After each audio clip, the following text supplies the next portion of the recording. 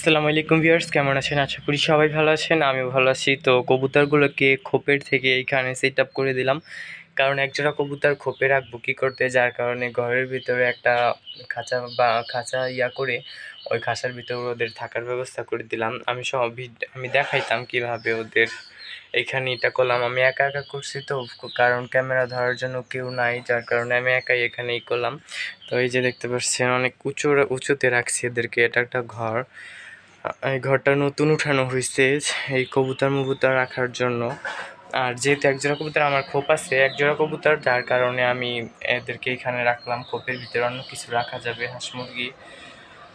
তো এখন দেখি ওরা এখানে ডিম পাড়েনি। এরা কিছুদিন আগে এই ডিম পেড়ে দিত, কারণ ঘরের যেহেতু কাজ করতেছিলাম এদেরকে এইখান থেকে ওইখানে, ওইখান থেকে ওইখানে খালি ট্রান্সফার করছি, যার কারণে এরা প্রতিদিন করে, বাট ডিম পাড়ার সুযোগ পায় না। কারণ ওদের ডিম পাড়ার জন্য একটা নিচের স্থায়ীভাবে একটা জায়গা লাগে, যেই জায়গাটা ওরা কিছুদিন থাকবে, 5-6 দিন থাকার পরে যে মনে করবে যে না, এই জায়গাটা আমাদের কাছে একটু আছে, সেফটি আছে, তো ওইখানে ওরা ডিম পাড়ার চেষ্টা করে। আর আমি যেহেতু বারবার করে এদেরকে এইখান থেকে ওইখানে নিতেছি, তার কারণে ওরা বুঝতে পারছে যে না, এখানে আমার কোনো সেফটি পাইতেছি না, যার কারণে ওরা ডিমও দেয় নাই।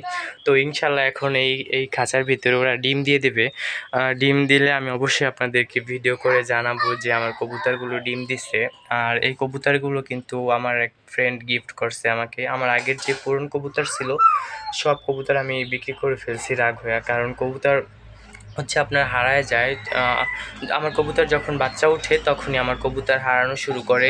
দেখি যে বাসা থেকে উড়াল দিয়ে যায়, বাট যাওয়ার পরে দু একটা আসে, দু একটা আসতে পারে না। আমার মনে হয় যে কারো বাসায় যায়, ওরা ধরে রাখে, না হলে চকে যায়, ওইখান থেকে ধরে ফেলে। তো ভিউয়ার্স, দোয়া করবেন আমার জানি এই একজোড়া কবুতর দিয়ে অনেকগুলো কবুতর বানাতে পারি। আর কবুতর জোড়া দেখতে সুন্দর আছে, মাদিটা একটু বেশি সুন্দর। খাঁচার ভিতরে তো আর অন্ধকার, এই কারণে বোঝা যাইতেছে না, ঘরে কোনো লাইট নাই, আর সব দিক দিয়ে আটকানো। এই দেখেন, এই দিকটা দরজা দেওয়া ঘরের, আর এই যে এই দিকটা জানলা দেওয়া। তো আলো যেইটুকু আছে এইটুকুই আমি বোঝানোর চেষ্টা করছি। আর তাছাড়া আমার ফোনের ক্যামেরা তত একটা ভালো না, যতটা বোঝা যাইতেছে আলহামদুলিল্লাহ ভালো। তো সবাই কবুতরের জন্য দোয়া করবেন। যদি ভালো লাগে যে না যদি দেখে ভালো লাগে, তাহলে আমি এইখানে একটা খাঁচা সেট আপ করবো 2-3 জোড়া কবুতর পালার জন্য, কারণ বেশি কবুতর পালবো না। আর আমি এখন ছেড়ে আর কবুতর পালন করব না, করলে এভাবে আটকিয়ে পালন করব।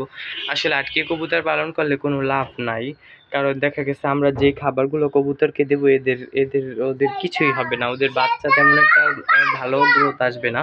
আর যদি ছেড়ে কবুতর পালন করা যায়, তাহলে অল্প খাবারের ভিতরে দেখা গেছে যে ওরা চকে যায় খাইয়ে আসে, কিন্তু হারায় যায়। এই বিষয়টা অনেক খারাপ লাগে। না হলে কবুতরের বাচ্চার স্বাস্থ্যগুলো অনেক ভালো থাকে, অনেকটাই ভালো থাকে। তখন যে কেউ দেখলে বাচ্চা কিনতে চায়। আর এইভাবে যদি খাঁচায় করে পালন করি, তাহলে এদেরকে ভালো মানের খাবার দিতে হবে, অনেক দামি দামি খাবার। না হলে দেখা গেছে যে কবুতরগুলো শুকিয়ে যাবে, আর যে বাচ্চাটা হবে ওদেরও ভালো গ্রোথ আসবে না।